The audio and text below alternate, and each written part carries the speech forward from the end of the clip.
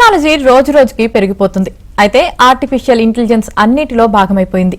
ఈ మధ్య వాట్సాప్ లో కొత్తగా మెటా ఏఐ ఫ్యూచర్ ప్రవేశపెట్టింది. దీని స్పెషాలిటీ ఏంటి? యూజర్లు దీన్ని ఎలా ఉపయోగిస్తున్నారు?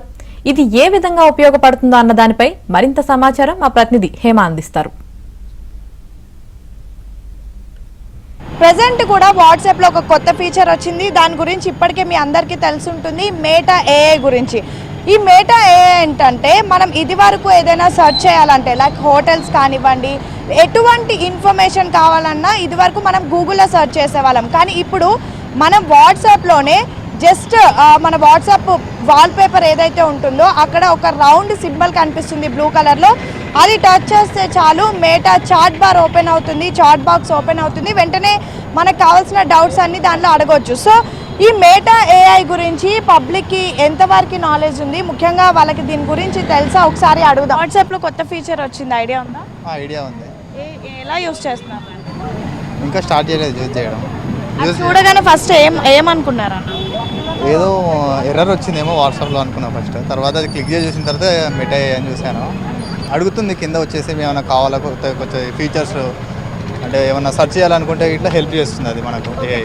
అంటే ఇప్పుడు మనకి సెర్చ్ చేయడానికి మెనీ ఫీచర్స్ ఉన్నాయి, లైక్ గూగుల్, క్రోమ్, వెబ్సైట్స్ చాలా ఉన్నాయి కదా. ఇది ఎంతవరకు యూస్ఫుల్ అంటారు? ఇది క్విక్ యాక్సెస్ లాగా కొంచెం మళ్ళీ ఇప్పుడు బ్యాక్ వెళ్ళి మళ్ళీ సెర్చ్ చేయాల్సిన అవసరం ఉంటుంది కదా. అక్కడ ఏదైనా కొత్తది ఏమన్నా క్వెరీ లాంటిది అనిపిస్తుంది అంటే మనం అక్కడే క్లిక్ చేసేసుకొని సెర్చ్ చేసేసుకోవచ్చు కదా. ఈజీ యాక్సెస్ అవుతుంది. వాట్సాప్లో కొత్త ఫీచర్ వచ్చింది చూసారా? అవును చూశాను, లైక్ ఏఐ మెటా లాగా వచ్చింది కదా. ఓకే, ఏంటి దానివల్ల ఏం యూస్ఫుల్ ఉంటుంది అనుకుంటున్నాను? లైక్ వాట్సాప్లో ఏమైనా కొత్తగా అప్డేట్స్ నేను ట్రై చేశాను, టెల్ మీ ఏ జోక్ అని.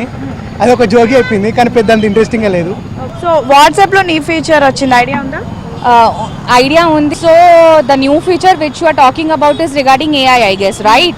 So what I feel is it depends on us how we use it. If we want, we can use it in a good way. So it depends on us that how a person wants to use it. So I will say that. Is this useful? Yes, it is useful. Obviously, it is useful. Though it has certain drawbacks also, but on the other hand, it is useful as well as per my. Okay, you got proper information? Yes, the information I could say it was not appropriate, exact, up to the mark, but it was a useful information. Useful information was there. That much I can say. WhatsApp లో కొత్త feature ఒకటి వచ్చింది చూసారా? Beta AI అని చెప్పేసి. అంటే చూడగానే ఏమనిపించింది ఫస్ట్? అంటే ఇప్పుడు అన్నిట్లో ఎక్కడైనా ఏఐ వస్తుంది కాబట్టి, సో ఏఐ ముందు ఇంకా వెళ్తుంది, అన్ని యాప్స్లో కూడా అవి యూజ్ అవుతున్నాయి అని చెప్పేసి అనుకుంటున్నాను. దీనివల్ల ఎంతవరకు యూస్ఫుల్ ఉంటుంది అనుకుంటున్నాను?